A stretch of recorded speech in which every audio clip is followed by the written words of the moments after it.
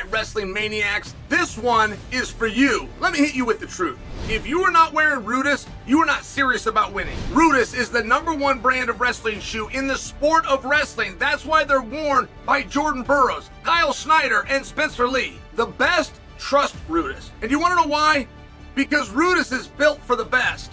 Rudis makes cutting-edge wrestling shoes, putting performance first. Rudis prioritizes features that enhance traction, flexibility, and they do it all with a lightweight construction. You will move like lightning, and your opponent will eat mat. And Rudis training shoes are built to support the hardest workers in the gym and beyond. But hold on, that's not all Rudis offers. Their gear can take a beating. From military-grade backpacks to premium sweat-wicking apparel, you need gear that is tougher than your training, and this is Rudis' specialty. Now for my listeners, here's the deal. You get 20% off your entire order if you use the code CHAEL20 at checkout. Do not miss out. Step on the mat ready or step out. It's your move. Go to Rudis.com right now to get ready, or just click on the link below. Suga Sean coming back faster than expected. He's feeling better.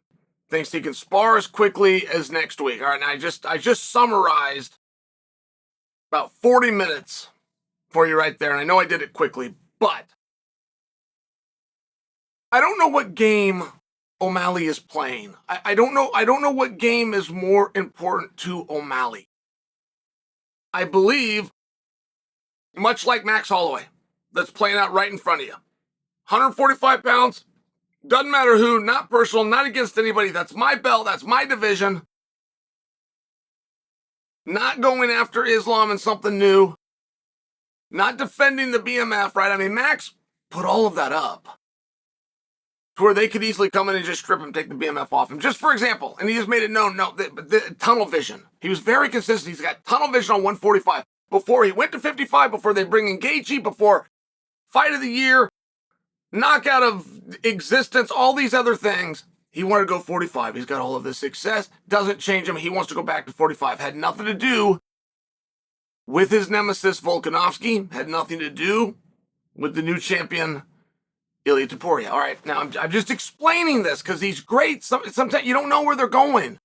Sometimes you try to put yourself in their shoes, and I'll hear people so many times go, oh, he'd never fight him.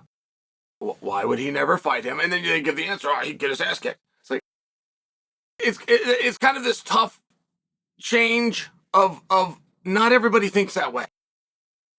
First off, he might not think he's going to get his ass kicked. And second, if that's the guy that came up and you're a competitor, then you go take the ass kicking. But it's one of these things where it's hard to explain, well, why is he doing that? He's just going to do it for the money.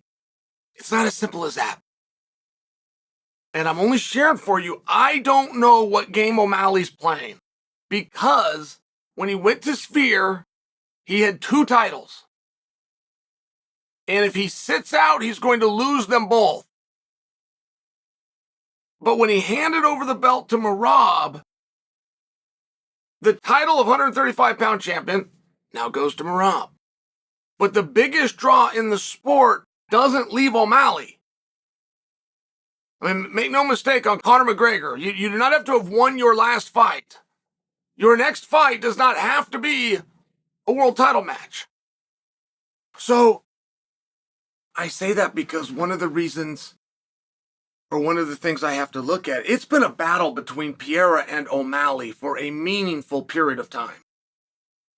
And I know we're drunk on excitement of Pereira and what he did recently, and Pereira might be the answer, by the way. Pereira might be the correct answer, but it's been a battle with he and Sean. And if Sean is to sit out for a year, and I got to tell you, I could do the math too. When Sean was out for a year, which is what was true 1 week ago, according to Sean, we got to go after the information that we're given. Well, then it's Pereira. It goes right to Pereira. And I wonder which one is more important, and I have to sit and wonder that, because while you might wonder, would I rather be the face of the company, of the sport, or would I rather be champion? It's not as easy as you might think. Like there's really some stuff to consider there.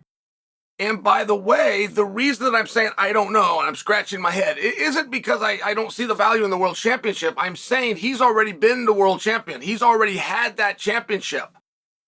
So what drives and motivates him is going to be something that's going to be a little more difficult for everybody on the outside to sit and realize.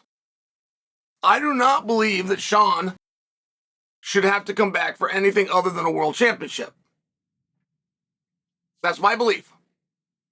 And I think that mainly because if you gave something to somebody else, and that somebody else can even be the industry, right? It can be a mythical figure. But if you gave to them, then that industry should give back.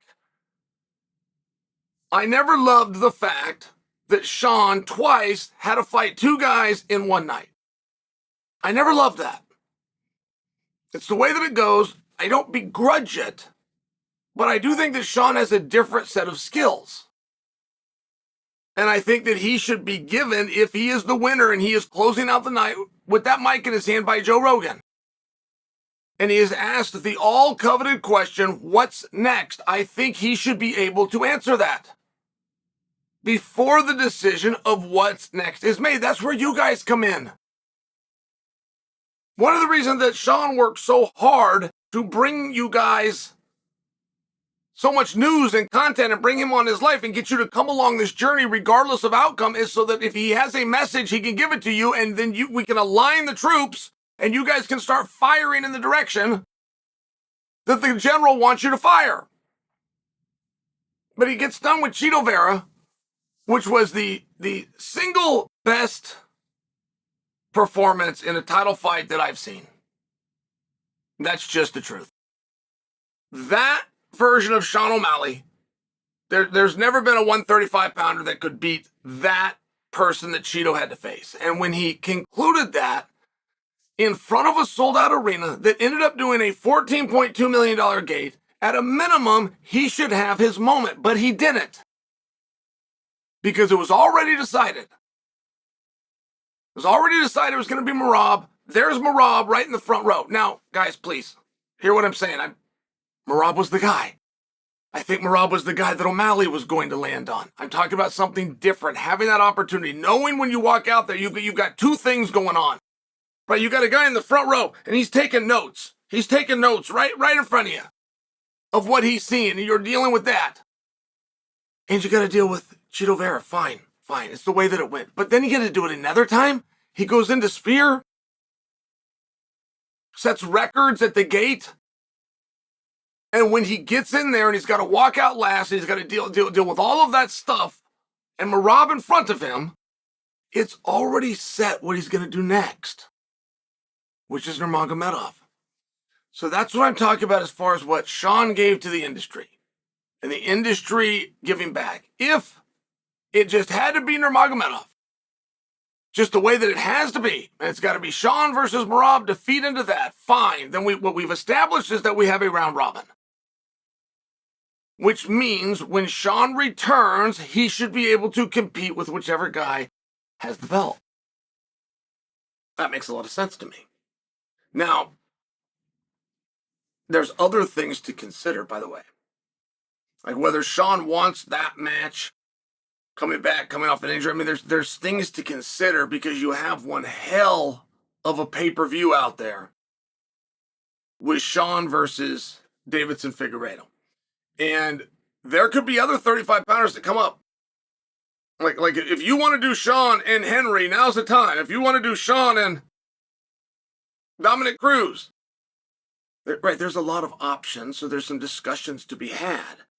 I just feel that should be one of them, particularly if he's coming back. If he's coming back quickly and he's ready to go, it's not as though he's been out for a little bit and let's go back and let's test the waters and it's been a year. It's and none of those things are so. It's just on from one into the next. And I'm just bringing that to your guys' attention. Where Sean is going to go and how this sparring in a week, how this all turns out, yet to be seen.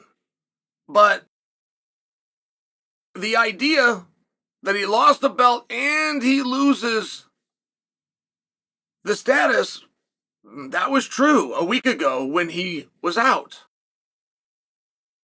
But he's not out. In fact, if you listen to the piece that I'm paraphrasing, he's back.